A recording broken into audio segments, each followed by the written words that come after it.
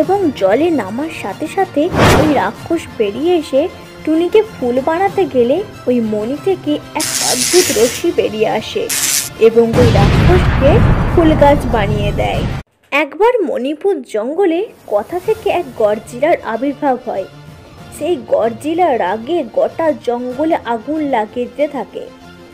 জঙ্গলের অনেক পশু পাখি সে আগুনে পুড়ে মারা যায়। সে আগুনে আটকা পড়ে এক সাপ।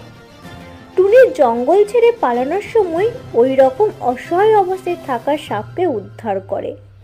সেই সাপটা কোনো সাধারণ সাপ ছিল না, সে ছিল এক নাগিন।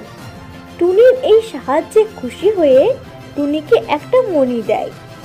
ওই মণি দিয়ে যেমন যে কোনো কারো প্রাণ বাঁচানো যায়, তেমনি অশুভ শক্তিকেও ধ্বংস করা যায়।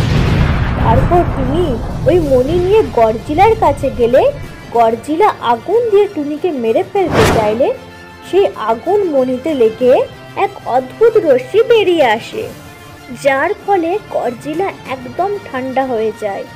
আর বনে আগুন লেগে যেসব প্রাণীরা মারা গিয়েছিল সেই সব প্রাণীদেরকে আবার বাঁচিয়ে তোলে এই মণি দিয়ে।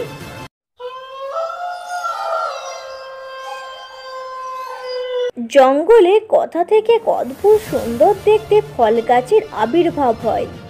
ওই ফলের গন্ধে গোটা জঙ্গলে মোমো করতে থাকে। অনেক পশু পাখি সেই ফলের গন্ধ ও সৌন্দর্যে আকৃষ্ট হয়ে ফল খেতে গেলে সেই ফল থেকে এক তিন মাথাওয়ালা ডাইনি বেরিয়ে আসে এবং তাদের খেয়ে ফেলে। এইভাবে অনেক প্রাণী গায়েব হয়ে যেতে থাকে। একবার টুনি ও তার বানর বন্ধু একসাথে খেলা করছিল। তারা তখন এইসব ঘটনা দেখে ফেলে। টুনি তখন তাড়াতাড়ি ওই জাদুমণি নিয়ে ওই গাছের কাছে যায়। তারপর ওই ফল গাছের কাছে যাওয়ার সাথে সাথে তিন মাথাওয়ালা ডাইনি বেরিয়ে আসে এবং ওই জাদুমণি থেকে বেরোনো রশ্মি ডাইনিকে ভস্ম করে দেয়। ডাইনি ভস্ম হওয়ার সাথে সাথে সমস্ত পশু পাখিরা আবার মুক্তি পেয়ে যায়। জলাশয়ের পাশে এক পাহাড়ের গুহায় এক রাক্ষস থাকত। কোনো প্রাণী সেখানে জল খেতে গেলে সেই রাক্ষস বেরিয়ে আসতো এবং রাগে তাকে ফুল বানিয়ে দিত। একবার এক বাঘ সেখানে জল খেতে যায়। গুহা থেকে সেই রাক্ষস বেরিয়ে আসে এবং তাকে ফুল বানিয়ে দেয়।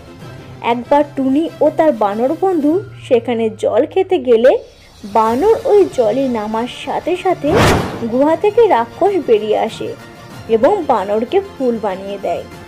টুনি তখন দেরি না করে তাড়াতাড়ি ওই জাদুমণিটা নিয়ে আসে এবং জলে নামার সাথে সাথে ওই রাক্ষস বেরিয়ে এসে টুনিকে ফুল বানাতে গেলে ওই মণি থেকে এক অদ্ভুত রশ্মি বেরিয়ে আসে এবং ওই রাক্ষসকে ফুল গাছ বানিয়ে দেয়। রাক্ষস ফুল গাছ হওয়ার সাথে সাথে জলাশয়ের সমস্ত ফুল আবার আগের অবস্থায় ফিরে আসে। বন্ধুরা, আজকের গল্পটি তোমাদের কেমন লাগলো?